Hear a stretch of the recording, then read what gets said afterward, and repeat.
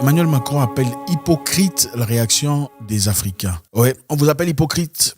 Emmanuel Macron dit que vous êtes hypocrite. Après son voyage, à son tournée africain récent, dans le but de contrer les œuvres de la Russie en Afrique, l'impact de la Russie évidemment, on ne veut pas que la Russie soit beaucoup trop présente ou beaucoup trop influente en Afrique. Emmanuel Macron, arrivé à Yaoundé, a fait une conférence de presse avec le président camerounais et a dit « Là où je vois trop souvent de l'hypocrisie, en particulier sur le continent africain, je vous le dis avec beaucoup de calme et de sérénité, que les Africains sont hypocrites, leur stance est hypocrite à l'égard de ce qui se passe dans le monde actuellement.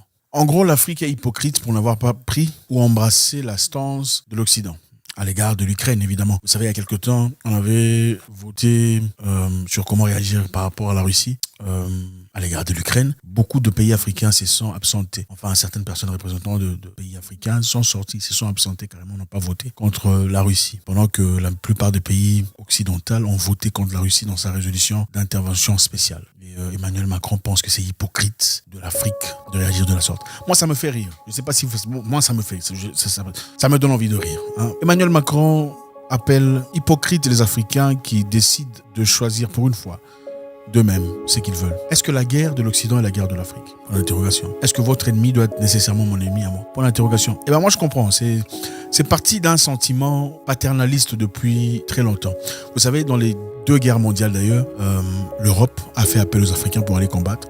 De Gaulle a eu d'ailleurs les tirailleurs sénégalais combattre pour libérer la France, libérer Paris pendant la guerre mondiale. Et puis d'ailleurs en ce moment-là, pendant que ils ont combattu la guerre, tout ça, la guerre était chaude, tout ça. Beaucoup d'Africains ont souffert pendant ce temps-là, souffert de froid. On dit que beaucoup avaient des pieds, ils n'avaient pas de chaussures. On ne sait pas identifier si c'était parce qu'ils n'avaient pas reçu de chaussures venant de l'armée ou des supérieurs, ou carrément parce qu'ils étaient plus. Enfin, certains Français disent que c'est parce qu'ils étaient plus à l'aise étant pieds nus. Bon. Vous choisissez quoi croire. Quand on est venu libérer les grandes villes, quand on est venu libérer Paris, après que les Africains aient combattu, lutté, bataillé, tout le bazar, il fallait blanchir l'armée. De Gaulle, qui souhaitait que la France soit libérée par des combattants français, a accepté les conditions des commandements alliés. Les Américains, qui pratiquent encore la ségrégation au sein de leur propre armée, ont en effet imposé dès 1943 que de nombreuses troupes soient blanchies. Il fallait que les Africains sortent de la vue. Il fallait nécessairement, essentiellement, blanchir l'armée pour que les Français voient que ce sont des Français qui ont libéré la France. Et ces tirailleurs sénégalais d'ailleurs, qui sont rentrés en Afrique, après qu'on les promis tout le bazar, vous aurez de l'argent, vous aurez un traitement spécial égal à tous ceux qui sont militaires français, vous aurez de l'argent en retraite, vous aurez votre nationalité. Beaucoup d'ailleurs ont été déçus de voir, là, contrairement à ce qui leur a été promis, ils n'ont jamais reçu, ils n'ont jamais eu de nationalité. Beaucoup n'ont pas eu l'argent qui leur a été promis. D'ailleurs, des tirailleurs sénégalais qui sont rentrés au Sénégal ont été fusillés pour avoir demandé leur argent. Macron nous appelle hypocrites après le sacrifice que l'Afrique a fait pour l'Europe. Hier reste pour les élites françaises de grands enfants, des indigènes. Revenons à notre histoire. Les Africains ont combattu pour l'Europe dans les guerres mondiales. Et je pense que c'est partant de ça, cette mentalité que Macron voulait une certaine loyauté, encore une fois, à l'Europe. Donc les Africains, puisqu'ils ont combattu pour l'Europe pendant la Première et Deuxième Guerre mondiale, maintenant que l'Europe est en guerre contre la Russie, moi je pensais que c'était l'Ukraine, mais je comprends que c'est l'Europe. En fait, c'est un groupe d'Européens. Ce ne sont pas les citoyens européens, c'est un groupe d'élite, des patrons, des riches européens contre la Russie. On veut aussi automatiser cette guerre, c'est-à-dire les Africains doivent naturellement s'allier, s'accrocher à leur maître, c'est ça? Vous êtes hypocrite, hypocrisie d'un pays où, on sait, tout le monde sait, qui a favorisé le renversement de Kadhafi, et après a lidé l'OTAN vers le bombardement de Kadhafi. Kadhafi, c'était qui? C'était un homme, c'était un président africain, un président libyen qui a sorti son pays de beaucoup de difficultés. Le pays n'avait pas d'eau à boire, il n'y avait pas d'eau fraîche. Ils ont travaillé dur pour importer de l'eau. Il a investi beaucoup d'argent dans ses œuvres, dans un pays où on n'avait pas besoin de payer de taxes, dans un pays où si on avait des difficultés de santé, on se faisait soigner gratos. Et s'il fallait se faire soigner ailleurs, le gouvernement prenait charge de chaque individu qui partait ailleurs se faire soigner, on payait pour ça. Dans un pays où quand on fait un enfant, on se marie, on vous donne $5,000 et un appartement. Dans un pays où, évidemment, dirigé par un dictateur, tueur. Un pays où, si tu veux devenir agriculteur, on te donne les instruments d'agriculture et un professeur pour t'aider à merger, à grandir dans ton agriculture. Il fallait impérativement le renverser parce que bon, il faut savoir aussi, il n'y avait pas un McDonald's, il n'y avait pas McDonald's et tout le reste en Libye. Il n'y avait pas de grandes entreprises là, ça n'existait pas. Donc il fallait justement trouver des raisons pour lesquelles. Bref, c'est pas notre histoire aujourd'hui. On nous traite d'hypocrites pour avoir refusé, pour avoir finalement, laisse-moi dire, décidé de réfléchir pour nous-mêmes. En d'autres termes, Emmanuel Macron dit que vous n'êtes pas assez intelligent pour prendre vos propres décisions. En prenant votre propre décision, en restant neutre à l'égard de la Russie, vous êtes hypocrite. Hypocrite.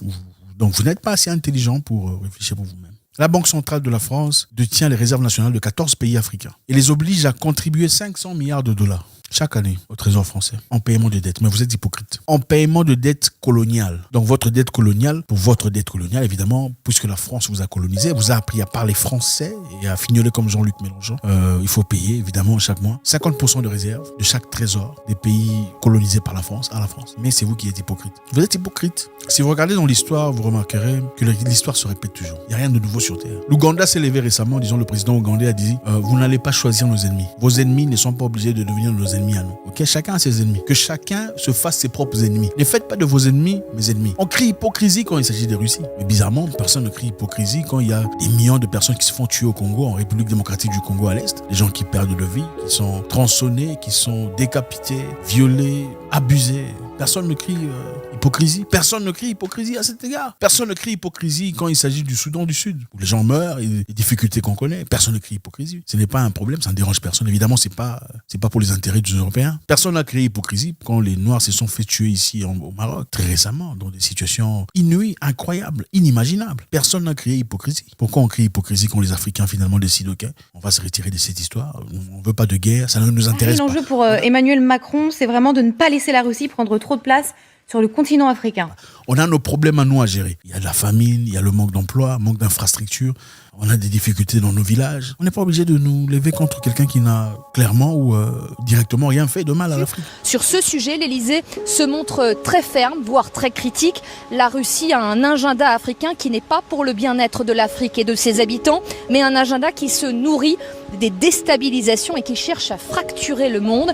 Un message qui sera passé par le président français. Qu'est-ce que la Russie a fait de mal à l'Afrique? Quand nous disons ça, il y a des gens qui disent que nous sommes pro-russes. Nous ne sommes pas pro-russes, nous sommes pro-vérité. Nous ne sommes ni pro-ouest ou pro-est. Nous sommes pro-vérité, nous sommes pro-nous-mêmes. Donc quand tu vis dans un environnement, il y a des gens qui sont toxiques à ton égard, des gens qui t'ont perturbé. Ils ont tapé ton père, ils ont frappé ton grand-père, ils ont violé ta grand-mère. Et puis il y a un monsieur qui t'a rien fait. Bon, on te demande de haïr le monsieur qui t'a rien fait. Attendez, ok, bon, c'est clair, même en Europe. Clairement, on préfère les Thaïlandaises qu'on ne préfère des femmes africaines, parce que chacun a ses raisons, bon, n'est-ce pas? Est-ce qu'on se fâche par rapport à ça? Est-ce qu'on crie hypocrisie? Pourquoi vous préférez les Thaïlandaises? Pourquoi vous épousez les Thaïlandaises? Mais c'est toujours un problème quand il s'agit de nos sœurs. On ne fait pas ça. Pourquoi il faut crier hypocrisie ici? Bon, si on regarde en arrière, on regarde l'histoire, ce qu'on voit, c'est que c'est toi qui nous as giflé, c'est toi qui nous as tapé, c'est toi qui nous as bouleversé, c'est toi qui nous as fait effacer notre histoire. Bon, lui là, il nous a rien fait. Bon, c'est hypocrite quand on dit que bon, nous on veut pas qu'on le tape parce que au moins ne les tapez pas comme vous nous avez tapé. Êtes-vous hypocrite? Êtes-vous d'accord avec ça? Je pense qu'il arrive un moment où il faut arrêter quand même ce rythme paternaliste. Et alors aussi que la France a perdu de son influence. Aujourd'hui, les entreprises françaises ne pèsent que 10% de l'économie contre 40% il y a 30 ans. Il y a évidemment la concurrence chinoise, la concurrence turque, mais aussi et surtout la présence et l'influence grandissante de la Russie en Afrique centrale et au Cameroun précisément. Et Emmanuel Macron est un jeune homme. On a presque le même âge. Moi, je ne pense pas que, en tant qu'Africain, je pourrais parler de la sorte devant des gens beaucoup plus âgés que moi. Ici, je parle des présidents africains pour la plupart, avec autant de condescendance et de paternalisme. On te dira immédiatement, il ne faut pas parler comme ça aux grands, n'est-ce pas? N'est-ce pas ce qu'on dit? On ne parle pas comme ça aux grands. Pourquoi c'est applicable quand tu es noir, mais quand c'est un blanc qui vient dire ça, là, c'est d'accord, tout le monde se tait et regarde. Non. Sommes-nous hypocrites de réclamer justice pour nos terres, justice? Sommes-nous hypocrites de réclamer une considération à l'égard de ce que nous produisons, nos cacao, nos minéraux? Sommes-nous hypocrites? Sommes-nous hypocrites de décider ou de réfléchir pour nous-mêmes? 54 pays dotés de gens intelligents, grands, matures et vaccinés. Nous sommes hypocrites de n'avoir pas choisi. C'est ça. Maintenant, écoutez cette question-là. Ma question, espérez-vous briguer un nouveau mandat en 2025 ou souhaitez-vous qu'une nouvelle génération représente le RDPC à la prochaine présidentielle? Le mandat que je mène a une durée de 7 ans. Alors, essayez de faire la soustraction.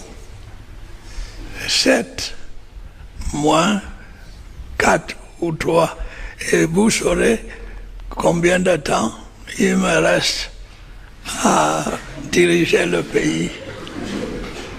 Mais autrement, ça sera sûr. Quand ce mandat arrivera à expiration, vous serez informé sur le point de savoir si je reste ou si je m'en vais au village. Non, c'est pas de ça qu'on parlait. Merci. Au revoir.